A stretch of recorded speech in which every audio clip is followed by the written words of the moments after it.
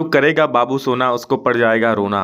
अरे जो करेगा बाबू सोना उसको पड़ जाएगा रोना। अरे पढ़ लो बेटा, नाम होगा हर एक कोना कोना। नमस्कार दोस्तों, स्वागत आप सभी का आपके अपने चैनल बेसिक नॉलेज में। तो कैसे हैं आप सभी? आशा करता हूं मस्त है, स्वस्थ में, पढ़ाई बहुत ही जबरदस्त करें। जी हाँ दोस्तों एज यूजुअल आप लोगों के लिए टॉप 50 क्वेश्चन साइंस का लेकर आ चुके हैं। जी हाँ दोस्तों, और बिल्कुल सही सुने, जो अभी करेगा बाबू सोना उसको पड़ जाएगा रोना, और जो पढ़ लेगा ना उसका नाम होगा हर एक कोना। आपका गाँव का कोना, शहर का कोना, भाई हर एक पूरा हर जगह पे आपका नाम होगा। तो चलिए देखते हैं सबसे महत्वपूर्ण क्वेश्चंस। एक भी वीडियो मिस मत करना अभी से एग्जाम तक, क्योंकि सारे के सारे एक से बढ़कर एक वीडियो आने वाले हैं आप लोगों के लिए। तो बस आप लोगों के लिए मेहनत है, तो आप लोग एक शेयर तो बनता है, ठीक है, एक शेयर तो बनता है। तो सभी दोस्तों को फटाफट से शेयर कर दो, जितना हो सके वीडियो को लाइक करो, ठीक है, क्योंकि आप लोग एक शेयर से ही मुझे मोटिवेशन मिलता है, एक लाइक से ही, एक अच्छा प्यारा सा कमेंट से ही मुझे मोटिवेशन मिलता है, ठीक है। तो चलिए दोस्तों वीडियो को शुरू करते हैं फटाफट से। 50 सवालों को देखते हैं जो कि झारखंड बोर्ड का ऑफिशियल क्वेश्चन है। तो देर किस बात की, चलो शुरू करते हैं गुरु। तो सबसे पहला सवाल है दोस्तों कि यदि आपतित किरण और परावर्तित किरण के बीच 90 डिग्री का कोण बनता है तो परावर्तन कोण क्या हो जाएगा मेरे भाई? तो देखो, आपतित किरण और परावर्तन, हर एक चीज को समझोगे तो जिंदगी भर नहीं बोलोगे। ये मान लो दर्पण है कोई भी, ठीक है। अब इसमें एक किरण आता है, इसको बोलते हैं आपतित किरण, क्योंकि आया और इसको चला गया, बोलते हैं परावर्तित किरण, ठीक है। अब इस प्रकार जो होता है इसको बोलते हैं अभिलंब। ये जो कोण होता है मेरे भाई, ठीक है, ये जो आता है इसको बोलते हैं अभिलंब। ये जो कोण होता है इस कोण के बराबर होता है। तो आपतित किरण और परावर्तन किरण के बीच अगर 90 डिग्री कोण बनता है, मतलब ये आधा मतलब ये 45, ये 45। क्या बात है, मार्क ऑप्शन नंबर बी। समझ गया जी। चलो उसी प्रकार 60 बोलता तो 30-30 हो जाता, ठीक है। याद रखना दोनों कोण बराबर होता है, आपतन कोण और परावर्तन कोण, ठीक। नेक्स्ट क्वेश्चन, ध्रुव और वक्रता केंद्र को मिलाने वाली रेखा को क्या कहते हैं? ये मान लो कोई अवतल दर्पण हो गया, ठीक है, इसको बोलते हैं ध्रुव और इसको बोलते हैं वक्रता केंद्र। जो रेखा, ये वाला रेखा मिला, इसको क्या बोल रहे हैं भाई? मुख्य अक्ष बोलते हैं, इंग्लिश में principal axis. Option number C को मार दो गोली, और जल्द ही आ रहा है भाई मार्च में होली, खेल लेना जमकर। चलो क्वेश्चन नंबर थर्ड, यदि f का मान 16 है तो r का मान क्या हो जाएगा? बिल्कुल सिंपल सा फॉर्मूला है भाई, r इक्वल टू क्या होता है, 2f हो जाता है। जिस प्रकार f इक्वल टू भाई r/2 होता है, तो r इक्वल टू 2f भी तो लिख सकते हो। तो 2f करेंगे मतलब क्या करेंगे सर? 2f करेंगे मतलब 2 से गुना करेंगे। 2 गुना f का मान 16, 16 दूनी 32। क्या बात है जी, 32 कहीं दिख रहा है? Option number A. एक सवाल इस प्रकार क्वेश्चन फंसेगा तो अच्छे से देख लेना आप लोग सभी लोग, ठीक है। अच्छा, किसी अवतल दर्पण में वस्तु कहां रखा गया है जिससे उसका सीधा और आवर्धित प्रतिबिंब बनेगा? मतलब वस्तु को कहां रखे अवतल दर्पण के सामने? मोस्ट इंपोर्टेंट क्वेश्चन है भाई। दो ही क्वेश्चन इससे अक्सर पूछा जाता है कि कहां पर रखने से आवर्धित और सीधा बनता है, या फिर कहां पर रखने से वस्तु का समान साइज का प्रतिबिंब बनता है। तो देखो, कहां पर रखने से आवर्धित और सीधा बनता है, तो जब P और F के बीच में रखेंगे, यानी दर्पण के ध्रुव और फोकस के बीच में रखेंगे। क्लियर है? बस इस चीज को याद रखना, बहुत इंपॉर्टेंट चीज है ये। उत्तल दर्पण का प्रयोग निम्नलिखित में से किस वस्तु में किया जाता है? तो उत्तल दर्पण का प्रयोग दोस्तों गाड़ी का साइड वाला मिरर में झांकने के लिए किया था। जी हाँ दोस्तों, पीछे कौन कौन खूबसूरत चीज आ रहा है, आप लोग झांकने के लिए करोगे ना? बिल्कुल, तो गाड़ी के साइड मिरर में देखे हो ना, बाइक लेके हीरो लड़का लोग कैसे हीरोगिरी करता है भाई, मत करना, ठीक है। मतलब चलाता आगे है लेकिन बाइक में देख के अपना बाल संवारता है। तो बाल संवारने के लिए नहीं है भाई, जिंदगी संवर जाएगा आपका। वो पीछे दृश्य देखने के लिए होता है, तो गाड़ी के साइड मिरर में। नेक्स्ट क्वेश्चन, नहीं तो लड़के लोग मार के आएंगे सर, उत्तल दर्पण का प्रयोग चेहरा देखने के लिए होता है। अरे चेहरा देखने नहीं होता है, पीछे का दृश्य गाड़ी के साइड मिरर में होता है। जेल में सिक्का डालने पर वो अपनी वास्तविक स्थिति से थोड़ा ऊपर उठाई हुआ दिखाई देता है, यह प्रकाश के किस घटना के कारण होता है? तो भाई ये प्रकाश के किस घटना के कारण होता है? मान लो इसमें पानी है तो ये इस प्रकार मुड़ जाएगा, ठीक है। तो प्रकाश के अपवर्तन के कारण होता है मेरे दोस्त। तो ऑप्शन नंबर बी को फटाफट मार देना। चलो नेक्स्ट क्वेश्चन देखते हैं। लेंस के किस बिंदु पर प्रकाश किरणें मुख्य अक्ष पथ पर विचलित नहीं होती? देखो मान लो ये उत्तल लेंस है, ये जो केंद्र होता है ना, प्रकाशिक केंद्र, यहाँ से कोई भी जाएगा कभी भी मुड़ेगा नहीं, ऐसे ही पार हो जाएगा, ठीक है। तो ये प्रकाशिक केंद्र बोलते हैं इसको, ऑप्शन नंबर बी। अगला प्रश्न है, उत्तल लेंस को अभिसारी लेंस कहते हैं क्योंकि? उत्तल को अभिसारी क्यों कहते हैं? क्योंकि यह प्रकाश किरणों को एक जगह पर एकत्रित कर देता है। समझ रहे हो? उत्तल लेंस नहीं करता है भाई, ये देखो ये उत्तल लेंस है, ठीक है, ये प्रकाश गया मालूम कर दिया, ये प्रकाश सीधा निकल गया, ये गया मोड़ दिया, मतलब सारे किरणों को क्या एक जगह पे एकत्रित कर देगा, ठीक है। तो इसको इसलिए बोलते हैं अभिसारी, यानी कि वो प्रकाश की किरणों को एक जगह पे एकत्र कर देता है। अगला प्रश्न है, नेत्र में प्रवेश करने वाली प्रकाश की मात्रा का नियंत्रण कौन करता है? कौन करता है भाई? प्रकाश, कितना प्रकाश अंदर जाएगा, तो नेत्र प्रवेश में प्रकाश की मात्रा का नियंत्रण कौन करता है? तो पुतली करता है। पुतली छोटा या बड़ा हो जाता है, मतलब ज़्यादा प्रकाश का जरूरत होता है, पुतली बड़ा हो जाता है।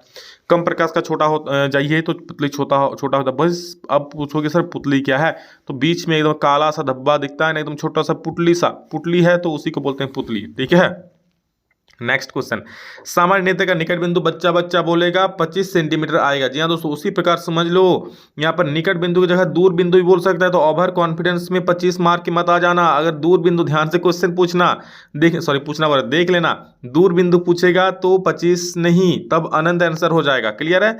लेकिन यहाँ पर निकट बिंदु पूछा है तो 25 सेंटीमीटर जिंदाबाद है। अगला सवाल देखो, मानव नेत्र में प्रतिबिंब की प्रकृति क्या होती है? तो मानव नेत्र में प्रतिबिंब की प्रकृति कैसा होती है भाई? कैसा होता है? तो उल्टा होता है, और उल्टा के साथ वास्तविक तो भाई रहेगा ही रहेगा। उल्टा और वास्तविक का एकदम लैला मजनू की जोड़ी है। ठीक है, ना किसी ने तोड़ी है। उल्टा और वास्तविक हो जाएगा, याद रखना। ठीक है। मानव नेत्र में प्रतिबिंब की प्रकृति किस प्रकार बनता है? जो रेटिना पर प्रतिबिंब बनता है हम लोगों का आंख में, कहाँ पर बनता है? रेटिना में, जिसको दृष्टिपटल भी बोलते हैं, याद रखना। ये भी पूछ सकता है ऑब्जेक्टिव में। तो उल्टा और वास्तविक बनता है। नेक्स्ट क्वेश्चन है, जरा दूरदृष्टता होने का क्या कारण है? तो भाई जब समंजन क्षमता घट जाती है ना, फोकस दूरी को समायोजित नहीं कर पाता है, घटा बढ़ा नहीं पाता है, तो उस वजह से होता है जरा दूरदृष्टता, समंजन क्षमता घट जाने के कारण। अभिनेत्र लेंस की क्षमता किसके कारण वह अपने फोकस दूरी को समायोजित कर लेता है? क्या कहलाता है? अभिनेत्र लेंस की वह क्षमता जिसके कारण कोई अपनी फोकस दूरी को समायोजित कर लेता है, मतलब छोटा बड़ा कर सकता है, उसको बोलते हैं समंजन क्षमता। That is option number A. Next question देखो बच्चा, क्या बोल रहा है? निम्नलिखित में कौन सी रासायनिक अभिक्रिया संतुलित है? ठीक है, संतुलित कौन है? तो संतुलित वही है, मतलब इधर जितना परमाणु होगा उधर भी उतना होना चाहिए। तो पहला देखो क्या संतुलित है? ना ना भाई, ये तो एफ ही है, इधर 3 एफ ही हो गया, फिर 3 हो गया, बिल्कुल पहला वाला तो नहीं है। दूसरा सर, इधर 3 एफ ही है, इधर भी 3 एफ ही, सही है। इधर 2 गो H2 है, इधर 2 गो H2 है, ना ना सर, इधर तो 4 दूनी 8 गो H2 है, मतलब इसको भी काटो फटाफट से। नेक्स्ट में क्या सही है सर? थर्ड नंबर में सी में, इधर 3 गो एफ ही, इधर 3 गो F, सही है, जिंदाबाद। इधर देखो 4 दूनी 8 गो H2 और 4 दूनी 8 गो H2, सर ये भी तो सही है। आज 4 ऑक्सीजन सर यहाँ पर है और यहाँ भी 4 ऑक्सीजन, जिंदाबाद है, मतलब सर ये हमेशा के लिए जिंदाबाद है। ऑप्शन नंबर सी बिल्कुल सही हो गया जी। और लास्ट वाला देख सकते हो फॉर्मेलिटी के लिए, बट सही आंसर नहीं होगा। तो 3 एफ ही हो गया, बट इधर 4 H2 है, इधर सिर्फ 2 ही H2 है, मतलब ये नहीं होगा। ऑप्शन नंबर सी बिल्कुल सही उत्तर, परम सत्य, नो काट। ठीक है, लगा दो सबकी वाट। चलो अगला सवाल 15 में देखो, दिए गए समीकरण में किस पदार्थ को उपचयन हो तथा अपचयन हो रहा है? भाई मजा आ रहा है पढ़ने में, अच्छा लग रहा है तो आप लोग लाइक कर देना और अपने दोस्तों को जरूर शेयर करना, क्योंकि ये मेहनत किसके लिए हो रहा है आपको पता है? आप लोगों के लिए हो रहा है ना।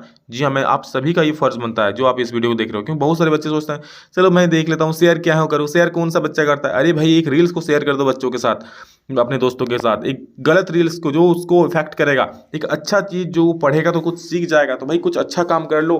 ठीक है, हम लोग अच्छा काम करेंगे तो कहीं ना कहीं आपका अच्छा ही जरूर होगा, भले वो किसी भी रूप में मिले आपको। हो सकता है जो एग्जाम में क्वेश्चन है वो आप जो पढ़े वही सब आ जाए, तो भाई अच्छा काम करो। ठीक है, चलो क्या बोल रहा है? किस पदार्थ को उपचयन था अपचयन हो रहा है? तो देखो उपचयन मतलब जिसमें ऑक्सीजन का योग होता है उसे उपचयन बोलते हैं, और जिसमें ऑक्सीजन का ह्रास होता है उसे अपचयन बोलते हैं। तो इसमें ऑक्सीजन का योग कहाँ हो रहा है? देखो तो H2 से H2O बन गया, मतलब ऑक्सीजन जुट गया इसमें। CuO से Cu बन गया, मतलब ऑक्सीजन हट गया इसमें। मतलब कह सकते हैं सर ऑक्सीजन जुटा H2 में, मतलब H2 का उपचयन हुआ, और CuO से ऑक्सीजन हटा, घटा, फटा, मतलब उसका क्या हो गया? अपचयन हो गया। बिल्कुल सही बात, ऑप्शन नंबर सी जिंदाबाद। नेक्स्ट क्वेश्चन देखो, रासायनिक अभिक्रिया में भाग लेने वाले पदार्थ को क्या कहते हैं? तो रासायनिक अभिक्रिया में अभिकारक ही तो भाग लेते हैं, इधर वाला फाइनली जो बनता है वो तो प्रोडक्ट बनता है इधर, लेकिन इधर कौन रहता है? अभिकारक रहता है खड़ा। किसी रासायनिक अभिक्रिया में उत्पाद का कुल द्रव्यमान अभिकारक के द्रव्यमान के बराबर, सॉरी बोल ही दिया आंसर, तो बराबर होता है। ठीक है, तो अभिकारक क्या होता है? अभिकारक का द्रव्यमान उत्पाद के द्रव्यमान के कुल बराबर होता है, मतलब जितना द्रव्यमान इधर है, अभी तो आप लोग दिखाएं, जितना द्रव्यमान उतना द्रव्यमान इधर भी होगा। ठीक है, इधर जितना हाइड्रोजन इधर होगा उतना हाइड्रोजन इधर भी होगा, जितना क्लोरीन इधर होगा, मतलब जो भी तत्व रहे दोनों तरफ में बराबर बटेगा, केक कटेगा, सब में बटेगा। देखो अगला क्वेश्चन, CH4+2O2 गिब्स, ये गिब्स का उदाहरण है, ज़्यादा चिंता मत करना, डैश दिया हुआ है, कोई दिक्कत नहीं है। कार्बन डाइऑक्साइड जल और क्या ऊर्जा दे रहा है? तो किस प्रकार की अभिक्रिया? तो भाई जहां भी ऊर्जा देगा तो कौन सी प्रकार की अभिक्रिया हो जाएगी? वो उष्माक्षेपी अभिक्रिया, यानी ऑप्शन नंबर ए सही हो जाएगा। ठीक है, ऊर्जा अगर हमको इधर मिल रहा है, मतलब क्या अभिक्रिया के बाद हमें ऊर्जा मिल रहा है, तो अगर हमें ऊर्जा मिल रहा है अभिक्रिया कराने के बाद तो उसको बोलेंगे ऊष्माक्षेपी। अगर हमको अभिक्रिया कराने के लिए ऊर्जा देना पड़ रहा है, मतलब इधर ऊर्जा देना पड़ रहा है, इधर इधर प्लस में ऊर्जा देना पड़ रहा है, या इस जो समीकरण उसके ऊपर ऊर्जा लिखना पड़ रहा है, तो भाई वो ऊष्मा शोषी हो जाएगा, क्योंकि ऊष्मा का शोषण हो रहा है, वो ऊष्मा चूस रहा है और इसमें क्या ऊष्मा दे रहा है, तो ऊष्माक्षेपी हो जाएगा इसका सही उत्तर। अगला प्रश्न है, अम्ल ए प्लस अम्ल गिब्स लवण प्लस कार्बन डाइऑक्साइड प्लस जल, उपरोक्त समीकरण में ए क्या है? तो अम्ल तो होगा नहीं, अम्ल अम्ल से अभिक्रिया कैसे करेगा? क्षार भी तो होगा नहीं, क्योंकि क्षार से अभिक्रिया करके क्या बन जाएगा? लवण और हाइड्रोजन गैस जल बनेगा। कार्बन डाइऑक्साइड मतलब कार्बन डाइऑक्साइड नहीं बनेगा, ठीक है, लवण और जल बनेगा, कार्बन डाइऑक्साइड तो बनेगा नहीं। कार्बोनेट बिल्कुल हो जाएगा, क्योंकि कार्बोनेट में CO3 होता है ना, तो किसी का भी कार्बोनेट हो जाएगा, हो सकता है सोडियम कार्बोनेट हो, कुछ भी हो, ठीक है, किसी का भी कार्बोनेट हो सकता है, तो कार्बोनेट से अभिक्रिया करेगा तो लवण भी बनेगा, कार्बन डाइऑक्साइड से भी बनेगा और जल भी बनेगा, क्षारक से भी अभिक्रिया नहीं करेगा, तो इसका उत्तर कार्बोनेट हो जाएगा। इंपॉर्टेंट सवाल है, देख लो, एग्जाम में कर सकता है बवाल। निम्नलिखित में से किस पदार्थ में नीला पत्र डालने पर वो लाल नहीं हो जाएगा? नीला लिटमस पत्र डालने पर, ठीक है, तो लाल कौन नहीं करता है बताओ? तो लाल करता कौन है? लाल अम्ल करता है ना, कौन नहीं करता है? क्षार नहीं करता है। क्षार कौन सा है चारों ऑप्शन में? तो भाई ये भी अम्ल, ये भी अम्ल, ये भी अम्ल, बीच एक बचा बेचारा जो मारा ऑप्शन नंबर ए बिल्कुल सही हो जाए, क्योंकि ये क्षार है। क्षार कभी भी नीले लिटमस पत्र को लाल नहीं करता है, लाल कौन करता है? अम्ल, ठीक है, तो ऑप्शन नंबर ए सही हो जाए, ये क्षार है ना, इसलिए। अगला क्वेश्चन है, दिए गए किस लवण में क्रिस्टलीकरण का जल मौजूद है? तो बिल्कुल साफ साफ दिख रहा है, देख लो, 5H2 है डॉट में, तो ऑप्शन नंबर सी सही हो जाएगा। 5H2 जल का क्रिस्टलीकरण है। जल की अस्थायी कठोरता को दूर करने में किस लवण का प्रयोग होता है? तो अस्थायी कठोरता, जो हार्डनेस होता है ना जल का, ये हम पहले भी आप लोगों को बता चुके हैं, देखो रिवीजन हो गया ना, तो बिल्कुल आप लोग लगातार पढ़ते रहोगे ना, तो भाई नया नया चीज भी सीखोगे और रिवीजन भी होता रहेगा, तो इस प्रकार, इसलिए मैं कहता हूं हर एक वीडियो देखो, एग्जाम तक बहुत ज्यादा फायदा करेगा। जल की उपस्थिति में हाइड्रोक्लोरिक अम्ल अपना अम्लीय गुण प्रदर्शित करता है, क्योंकि जल की अनुपस्थिति में अपना क्या बोलता है, हाइड्रोक्लोरिक अम्ल अपना अम्लीय गुण प्रदर्शित करता है। क्यों करता है? क्योंकि जल की उपस्थिति में इसमें H+ आयन उपस्थित होता है, तो ऑप्शन बी सही हो जाएगा। ठीक, नेक्स्ट, 4 को पदार्थ दिया है ABCD, जिसका मान है pH वैल्यू है दिया हुआ 2, 4, 7, 14, तो पदार्थ में कौन क्षारक है? तो क्षार पता है, जिसका वैल्यू 7 से ज्यादा होता है, तो 7 से ज्यादा एक ही के पास है, किसके पास है? तो बोलोगे सर वो तो 14 है, डी के पास है, तो भाई डी क्षारक हो जाएगा, ऑप्शन नंबर डी का डी सही हो गया। इस चित्र में कौन से विग्रह, कहाँ चित्र है सर? अरे ये देखो आ गया चित्र ना, तो ये देखो सूर्य का प्रकाश है, ये चाइना डिश लिखा हुआ है, और क्या सिल्वर क्लोराइड है? क्या सिल्वर क्लोराइड? तो सिल्वर क्लोराइड मतलब AgCl2, Ag सुनो जी, AgCl2 है ना, तो इस पर जब सूरज का रोशनी देखो इधर से आ रहा है खिड़की से, ठीक है, तो आप लोग किसी खिड़की से मत गुजरना वरना मार वो मिलेगा, ये सूरज का रोशनी आ रहा है ना खिड़की से, तो भाई ये टूट जाता है सिल्वर में और क्लोरीन में, तो भाई जब टूट जाता है, फूट जाता है, तो वियोजन अभिक्रिया होता है। ऐसे अभिक्रिया जब 2 या 2 से अधिक पदार्थों में टूटता है, उस प्रकार की अभिक्रिया को वियोजन अभिक्रिया कहते हैं, ठीक है। चलो, वियोजन अभिक्रिया क्योंकि टूट गया ना, इसलिए तो याद रखना ये कौन सी वियोजन अभिक्रिया? प्रकाशीय वियोजन अभिक्रिया है। नेक्स्ट क्वेश्चन, भोजन एवं अन्य पदार्थों को शरीर में एक जगह से दूसरी जगह तक ले जाने के लिए कौन सा जैव प्रक्रम उत्तरदायी है? तो भाई एक जगह से दूसरी जगह ट्रांसपोर्टेशन का कार्य करता है, मतलब संवहन बोलता है उसको, संवहन उत्तर का कार्य करता है। ये फ्लोएम और जाइलम का कार्य रहता है, फ्लोएम भोजन का वहन करता है, जाइलम जल का वहन करता है, तो कौन सा उत्तरदायी है? तो संवहन उत्तरदायी है, संवहन तंत्र। अगला प्रश्न है, प्रकाश संश्लेषण में निम्नलिखित में से किस पदार्थ की आवश्यकता नहीं होती है? तो प्रकाश संश्लेषण में जल की आवश्यकता होती है, कार्बन डाइऑक्साइड होती है, कार्बोहाइड्रेट नहीं होती है। क्यों? कार्बोहाइड्रेट तो भाई वो प्रकाश संश्लेषण के बाद उत्पन्न होता है, ग्लूकोज बोलो, कार्बोहाइड्रेट बोलो, जो पौधे अपना भोजन बनाते हैं ना, वही भोजन को कार्बोहाइड्रेट बोलो इसमें, या फिर ग्लूकोज बोलो, ठीक है, लेकिन इसका उपयोग थोड़ी होता है बनाने में, मतलब क्या बोलता है, हम लोग तो इसको प्रोडक्ट में बनाते हैं ना, इसका यूज करके हम प्रकाश संश्लेषण थोड़ी करते हैं, ये एज ए प्रोडक्ट हम लोग को मिलता है, मतलब पेड़ पौधों को मिलता है। अगला प्रश्न, मनुष्य में किस प्रकार का पोषण होता है? स्वपोषी पोषण, मृतजीवी पोषण, परजीवी पोषण की प्राणी संभोजी पोषण। तो मनुष्य में क्या होता है? परजीवी पोषण होता है, हम लोग दूसरे जीवों पर डिपेंड होता है ना, तो परजीवी पोषण बोलेंगे। नेक्स्ट, वसा के पाचन के लिए कौन सा एंजाइम उत्तरदायी है? तो वसा के पाचन के लिए दोस्तों यहां पर याद रखना लाइपेज एंजाइम उत्तरदायी है, ठीक है, जो इमल्सीकृत वसा को, इमल्सीकृत वसा मतलब है बड़ा वसा को छोटे छोटे टुकड़ों में, जैसे पानी में देखो कभी चर्बी घुल जाता है कैसा दिखता है, उस प्रकार के वसा में तोड़ देता है, और फिर लाइपेज उन पर क्रिया करके फटाफट से उनको एकदम पाचन कर देता है। श्वसन प्रक्रिया में ग्लूकोज का पाइरूवेट में टूटना कहाँ होता है? बहुत महत्वपूर्ण सवाल है, कई बार एग्जाम में पूछा गया है, पूछने लायक सवाल है। कोशिका द्रव्य में टूटता है, सुन लो ध्यान से, अगर पूछा ग्लूकोज कहाँ पाइरूवेट में टूटता कहाँ पर है, तो कोशिका द्रव्य में टूटता है, फिर पायरुवेट टूटता है कार्बन डाइऑक्साइड का 3 अणु में, ठीक है। वो कहाँ पर टूटता है, तो वो टूटता है माइटोकॉन्ड्रिया में। तो यह पूछा है श्वसन प्रक्रिया में ग्लूकोज पायरुवेट में कहाँ पर टूटता है, तो कोशिका तंत्र में टूटता है। यह पूछता पायरुवेट कहाँ पर टूटता है, तो माइटोकॉन्ड्रिया में होता है, ठीक है। पौधों में पत्तियों द्वारा बने हुए भोजन का संवहन किसके द्वारा होता है, तो भोजन का संवहन फ्लोएम के द्वारा होता है मेरे भाई। ऑप्शन नंबर 20 बिल्कुल सही उत्तर हो जाएगा, ठीक है। अगला सवाल देखो, आज लास्ट में हम दोस्तों आप लोग लगातार टॉप 41 से लेकर 50 तक बता दूं बायोलॉजी का most important previous year questions रहेंगे। जब 10 सालों का बायोलॉजी का सवाल मैं इसमें कराने वाला हूं, जो कि आप लोग का एज ए सब्जेक्टिव ही रहेगा, छोटा छोटा उत्तर होगा, बहुत महत्वपूर्ण वो एग्जाम में पूछा गया। और उसमें से सवाल जो देख लेगा हर एक वीडियो में, क्यों इस प्रकार वीडियो आता रहेगा और उसमें से एग्जाम में जरूर रहेगा सवाल, ठीक है। किसी जीव को अपना अस्तित्व बनाए रखने के लिए कौन सा प्रकार आवश्यक है, तो अपना अस्तित्व रहेगा, अपना बेटा बेटी बनेगा, किसके द्वारा बनेगा, जनन के द्वारा बनेगा ना। तो ऑप्शन नंबर सी बिल्कुल सही हो जाएगा। अपना अस्तित्व बनाए रखने के लिए कौन सी प्रक्रिया आवश्यक है, मतलब रहेगा कि चलो भाई इसका भी वंशज है तो जनन के द्वारा रहेगा, जनन होगा तभी तो। दिया गया चित्र किस प्रकार के जनन को दर्शाता है, तो देख सकते हो ये एक अच्छा सवाल है और ये मैं आप लोगों को होमवर्क देता हूं, ठीक है। अच्छा सवाल है, ये कौन सा जनन को दर्शाता है, एनसीईआरटी का सवाल है। एनसीईआरटी में ये पौधे का फोटो भी दिया है और कौन सा जनन होता है वो भी लिखा हुआ है। तो आप लोग इसका आंसर कमेंट करके जरूर बोलना। एवरीबॉडी जो जो वीडियो को सीरियसली देख रहे हो सभी लोग बोलना। मैं देखना चाहता हूं कितने बच्चे कमेंट करते हैं भाई, ठीक है। और सभी को वीडियो शेयर करते जाओ ताकि सभी लोग पढ़े और आगे बढ़े ना।